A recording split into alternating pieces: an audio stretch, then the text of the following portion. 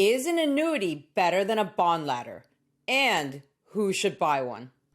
Hello, members, super savers, and bond course fans. I hope you're healthy and well, and welcome to part 1 of our Annuities 2025 video series.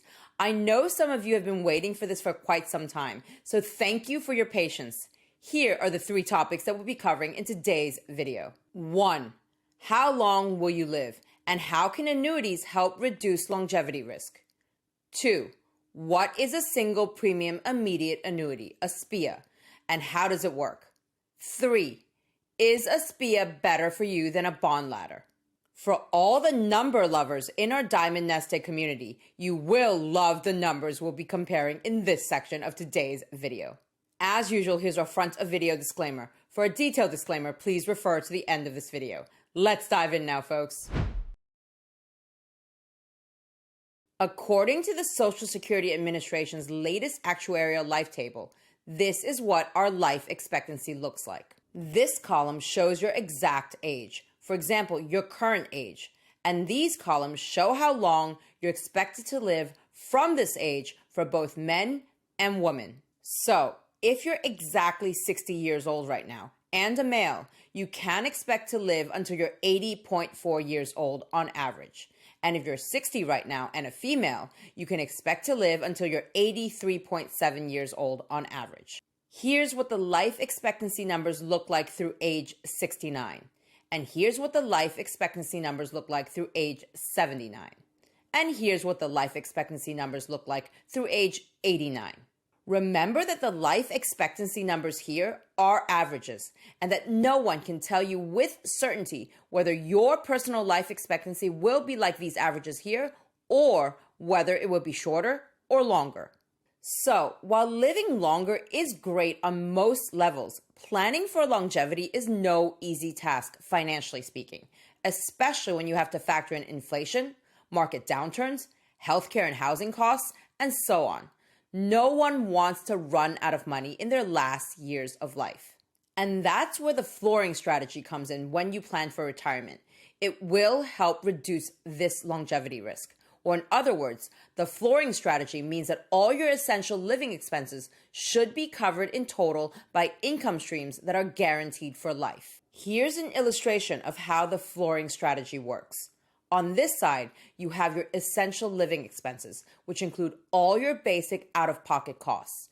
And on this side, you have your guaranteed lifetime income streams. The first guaranteed lifetime income stream is Social Security, which most of us should receive, assuming that we've worked and paid Social Security taxes for at least 10 years or earned 40 credits. A second guaranteed lifetime income stream could come from a company pension. Company pensions are rare these days, but I know that some of the folks in our Diamond NestEgg community are lucky enough to have one. And a third guaranteed lifetime income stream can come from annuities. When you add up these 3 sources of guaranteed lifetime income, the combined monthly checks you will get for life, you create this floor here, this minimum level of regular income that you should receive for the rest of your life, and which should ideally cover all your essential living expenses here, no matter how long you live. Bond masters, folks, please refer back to Module 7, the decumulation phase, Video G, for more details on the flooring strategy. So, annuities. Think of annuities as a way for savers like you and me to create our own private or personal pension, a way to give ourselves another steady guaranteed paycheck every month for the rest of our life, on top of Social Security and our company pension, if we have one, so that we can cover our essential living expenses, or perhaps even so that we can cover the finer extra things in life for as long as we live. Now that you understand annuities and the flooring strategy on a high level, let's move on to the next section of this video. On the most fundamental level, an annuity is a financial contract between you and an insurance company. There are 2 basic types of annuities. Income annuities generally offer a monthly payout for life in return for a lump sum investment. In some instances, you may be able to choose a quarterly or annual frequency, but monthly payouts are the most common choice. In addition, you can choose to receive your annuity payments over a certain number of years only, say 10 or 20 years, rather than for the rest of your life. But we'll talk more about this in part 2 of our Annuities 2025 series. Tax-deferred annuities typically allow you to accumulate tax-deferred savings while providing the option to create lifetime income in the future. Tax-deferred annuities have two primary parts, the accumulation phase and the payout phase. During the accumulation phase, you pay into the annuity and your money grows tax-deferred like a savings plan, allowing your funds to grow more quickly. The payout phase begins when you start receiving annuity payments, which, like with income annuities, can be set to a certain number of years only or for the rest of your life. We'll cover tax-deferred annuities later on in our Annuities 2025 series as well. So, as I mentioned before, in today's video, we're going to focus primarily on lifelong income annuities, and specifically on a type of income annuity that is often referred to in the industry as a single premium immediate annuity, a SPIA, as this appears to be what many in our Diamond NestEgg community have recently purchased or are currently interested in learning more about. Also, annuities can get pretty complex pretty quickly, and in my mind, understanding first how a single premium immediate annuity, a SPIA, works will help you better and more easily understand the other types of annuities that we'll be covering in the future. It's a bit like understanding T-bills and I-bonds first before moving on to treasury bonds and TIPS. So here is an illustration of how a single premium immediate annuity, a SPIA, works. On day one, you make a single upfront payment to the insurance company. This single upfront payment is typically a large amount of money and the only payment that you will ever make to the insurance company, and is also why this type of annuity is referred to as single premium. You pay only once to buy the annuity, so to speak. And the immediate part here refers to the fact that immediately or very shortly after your payment, the insurance company begins to pay you a guaranteed monthly income for the rest of your life. There is a relatively short wait time before the checks start coming. As we touched upon before, in some instances you may be able to choose a quarterly or annual payout, but monthly payouts are the most common choice. And please remember that we're talking about annuities that provide a lifetime income stream only in this video. So, let's say that you're 67 and have $100,000 that you want to convert into a lifetime monthly income stream. One option is for you to buy a SPIA, and on day one, you make a single upfront payment to the insurance company of $100,000. And let's say that immediately or very shortly after your payment, say at the end of the month, the insurance company starts paying you a guaranteed monthly income of $600 for the rest of your life. Please note that the $600 per month is based on sample calculations at the time of this taping and may change over time. Now, you're probably wondering, is this single premium immediate annuity better for me, or should I use my $100,000 to build a bond ladder? And the answer is, it depends. So, let's walk through what it depends on in the next section of this video. For our SPIA versus bond ladder comparison, we've made three key assumptions. First, you're 67 years old and you have $100,000 to invest, either into a single premium immediate annuity or into a bond ladder. Second, the SPIA would pay you $600 monthly or $7,200 annually for the rest of your life, no matter how long you live. Third, like the SPIA, the bond ladder would also pay you $600 monthly or $7,200 annually, with the payment comprising both interest earned at an average interest rate of 4.25% across all maturities and principal repayment whenever each rung of the bond ladder matures. Both the monthly SPIA payments and the average interest on the bond ladder are plausible assumptions at the time of this taping, but they will likely change over time.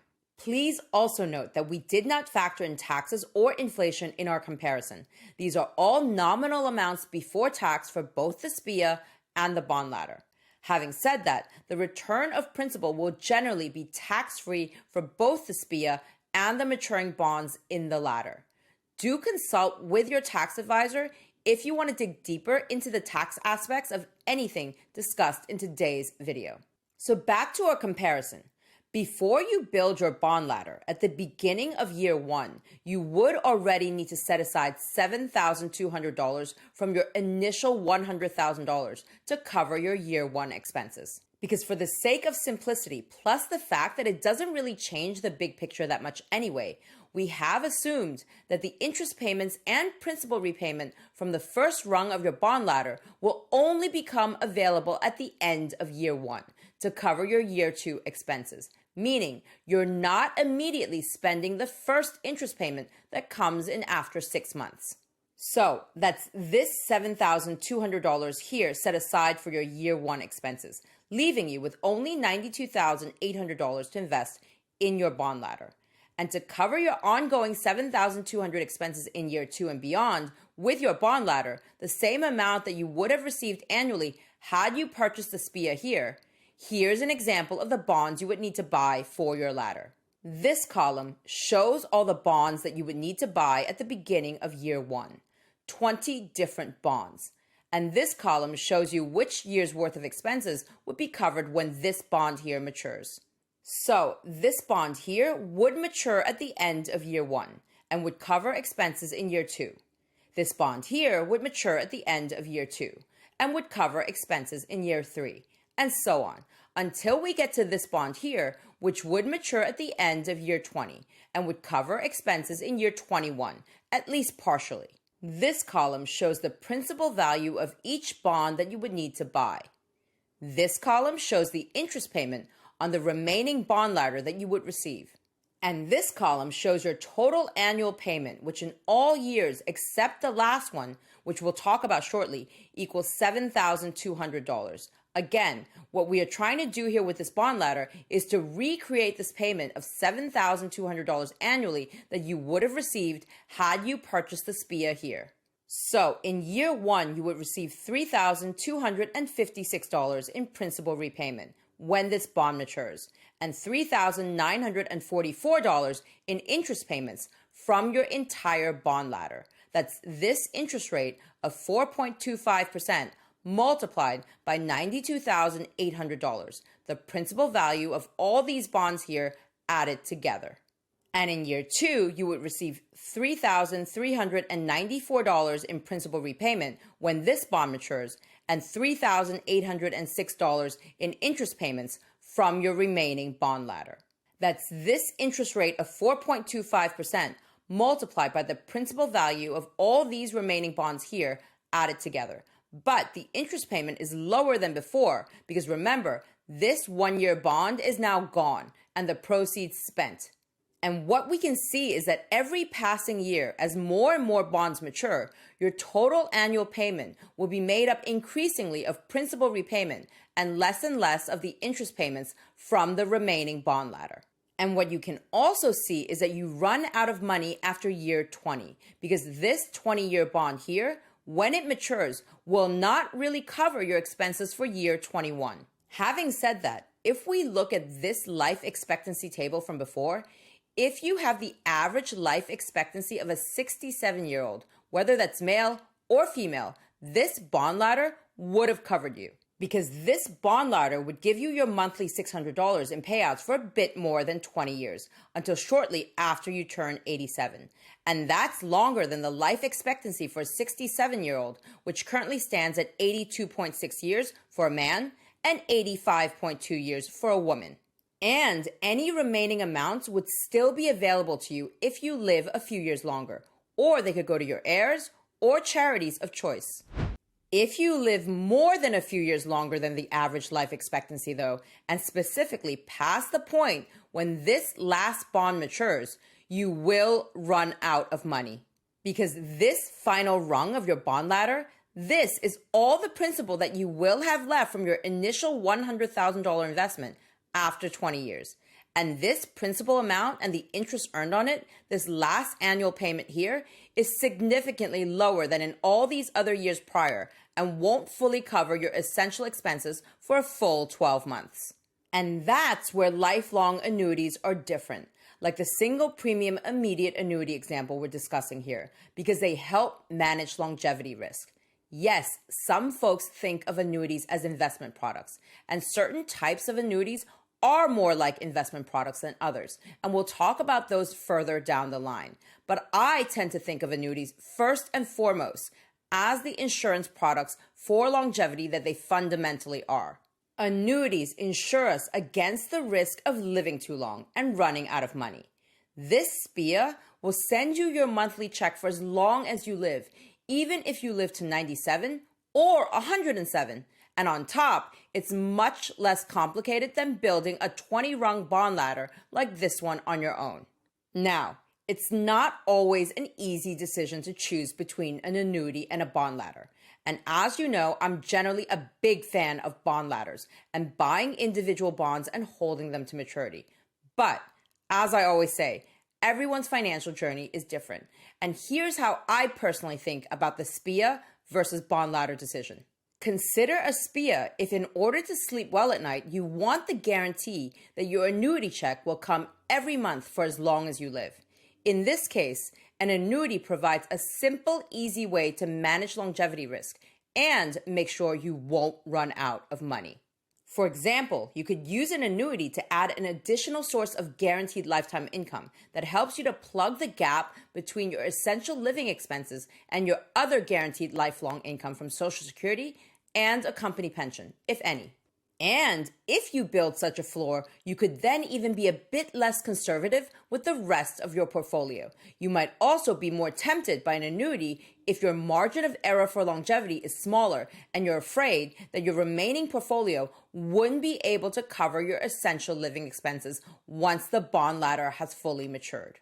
And consider a bond ladder if you're not overly concerned about longevity risk, running out of money, or building a guaranteed lifetime income stream to cover your essential living expenses. For example, because you have a portfolio that should comfortably cover your expenses even after the bond ladder has run its course. And of course, the decision for a bond ladder will be easier the more you have the knowledge, time, money, and comfort level to build out a bond ladder that suits you. That said, you may not necessarily have to make an either-or decision. You can have both annuities and bonds in your fixed income portfolio, like some in our Diamond NestEgg community. As I always say, it doesn't have to be an all-or-nothing situation. So, if you are interested in learning more about annuities, then drop us an email at jennifer@diamondnestegg.com. Or wait for the rest of our Annuity 2025 series, where I'll be diving deeper into other types of annuities beyond SPIAs, the different payout methods, as well as some common myths and misconceptions. We've barely scratched the surface today. If, on the other hand, you're more interested in building out a bond ladder, then check out this video here to learn more about our beginner and intermediate bond courses, which we are in the process of updating for 2025. And in case you want to model out your own SPIA versus bond ladder comparison, like the one we showed you here, keep these points in mind. First, the minimum purchase requirement for bonds with the leading brokers is typically $1,000, $5,000, or in some cases even higher. So these principal values we've shown you here would need to be rounded up or down as appropriate. If you buy from Treasury Direct, the minimum and incremental purchase quantity for T-bills, notes, and bonds is only $100. But not all of these maturities are available for purchase at auction via Treasury Direct. 2.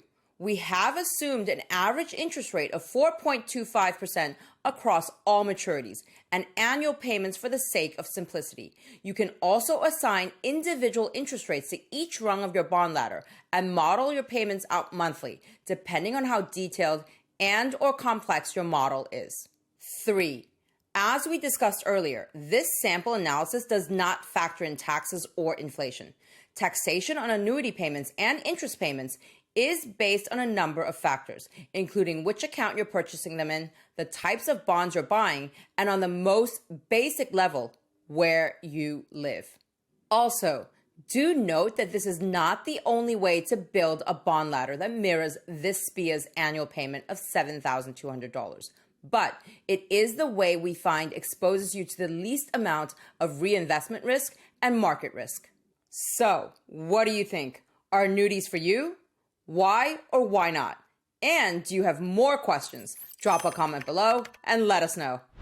All right, members, super savers, and Bond Course fans, I hope you enjoyed this video and learned something new. And see you again very soon with more brand new wealth building content for your financial journey.